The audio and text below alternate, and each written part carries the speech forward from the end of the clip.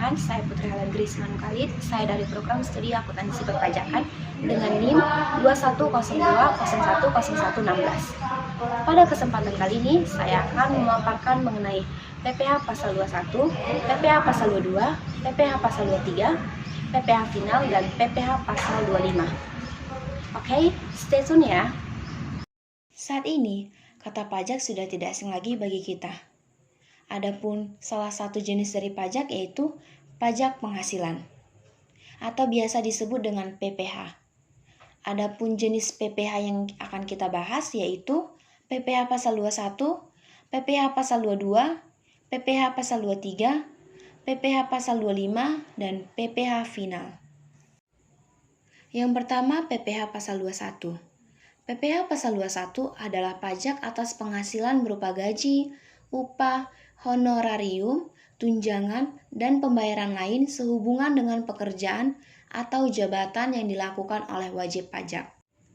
Objek dari PPh Pasal 21 yaitu yang pertama, penghasilan yang diterima atau diperoleh pegawai tetap, baik berupa penghasilan teratur maupun tidak teratur. Yang kedua, penghasilan sehubungan dengan pemutusan hubungan kerja, seperti uang pesangon maupun tunjangan hari tua. Yang ketiga, penghasilan pegawai tidak tetap atau tenaga lepas berupa upah harian, upah mingguan, atau upah yang dibayarkan secara bulanan. Yang keempat, imbalan kepada bukan pegawai antara lain berupa honorarium, komisi, dan fee sehubungan dengan pekerjaan. Sebelum kita berbicara mengenai tarif PPh Pasal 21, ada baiknya kita mengetahui penghasilan tidak kena pajak atau PTKP. Apa sih PTKP itu? PTKP adalah pengurangan terhadap penghasilan neto orang pribadi yang dibebaskan dari PPh Pasal 21. Adapun yang termasuk dalam tanggungan yaitu yang pertama keluarga sedara dalam garis keturunan lurus, yang kedua keluarga semenda dalam garis keturunan lurus. PPh Pasal 21 menggunakan tarif progresif.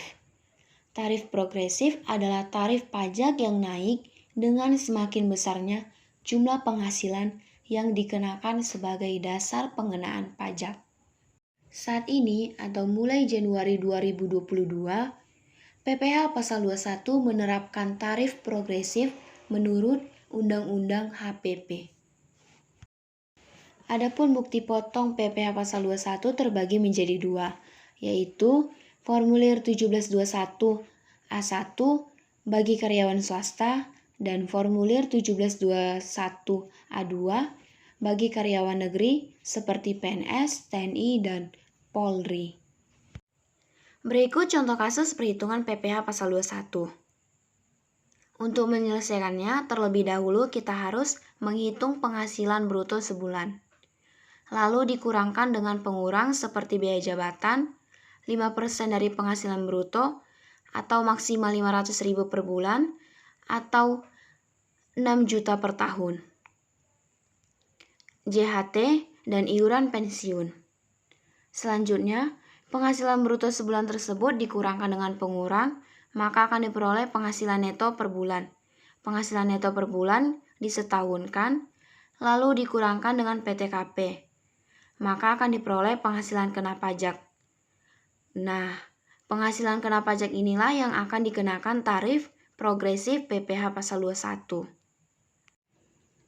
Yang kedua, PPh Pasal 22. PPh Pasal 22 adalah pajak penghasilan yang dipungut atas aktivitas pembayaran penyerahan barang bagi institusi pemerintah, aktivitas impor barang, aktivitas penjualan atau pembelian barang industri tertentu, dan aktivitas penjualan barang sangat mewah. Yang dikecualikan dari objek pajak PPh 22 yaitu pembelian barang dengan nilai pembelian kurang dari 2 juta, dan jika aktivitas pembelian barang sesama PT, maka tidak dikenakan PPh 22. Tarif PPh Pasal 22 yaitu 1,5% atas pembelian barang yang dilakukan oleh bendahara pemerintah, 2,5% atas impor yang menggunakan angka pengenalan importil atau API, dan 7,5% untuk non-API.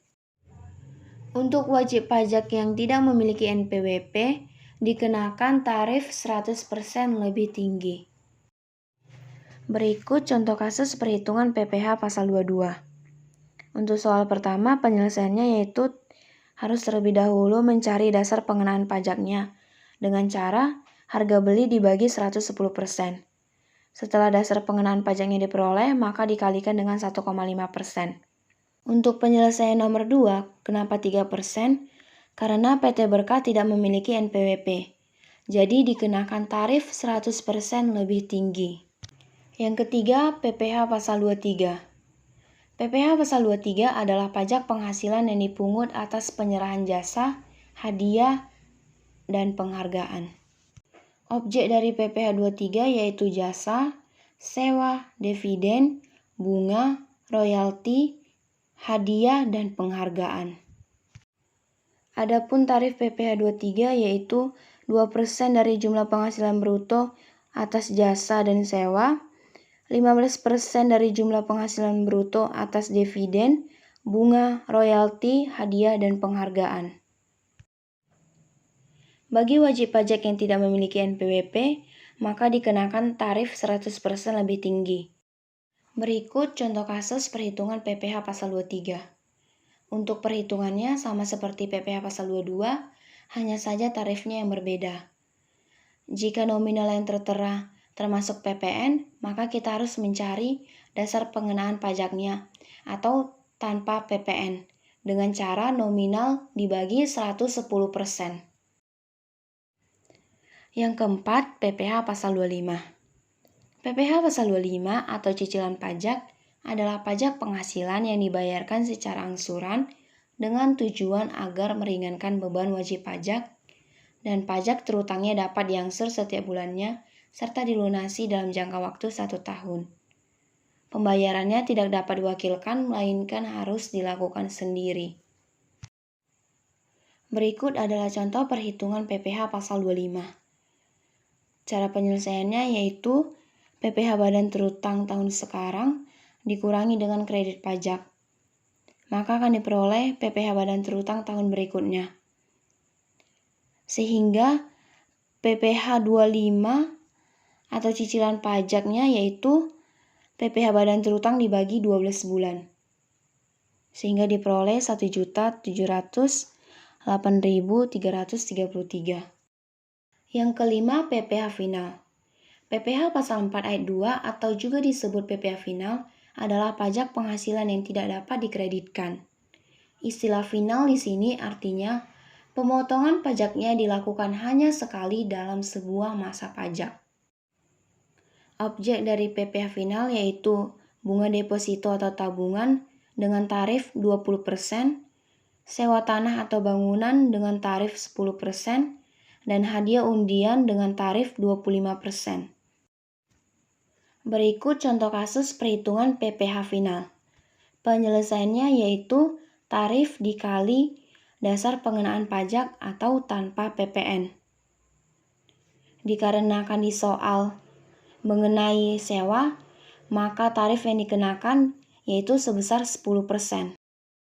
Setelah kita mengetahui definisi, objek, subjek, PTKP, serta cara perhitungan dari PPh pasal 21, pasal 22, pasal 23, pasal 25, dan final, ada baiknya kita mengetahui batas pembayaran dan pelaporan pajak penghasilan tersebut. Untuk batas pembayaran PPh pasal 21, pasal 22, pasal 23, serta final yaitu tanggal 10 bulan berikutnya. Sedangkan batas pembayaran PPh pasal 25 yaitu tanggal 15 bulan berikutnya. Untuk batas pelaporan PPh pasal 21, pasal 22, pasal 23, pasal 25, serta final yaitu tanggal 20 bulan berikutnya. Sekian pemaparan dari saya, semoga bermanfaat dan sampai ketemu di materi selanjutnya.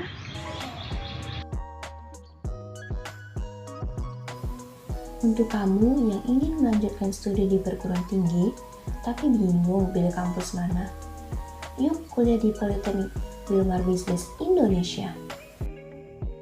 Saat ini Politeknik WBI sedang ada program beasiswa kuliah up to 100% untuk 4 tahun. So, yuk segera kepoin Instagramnya di @politeknikwbi.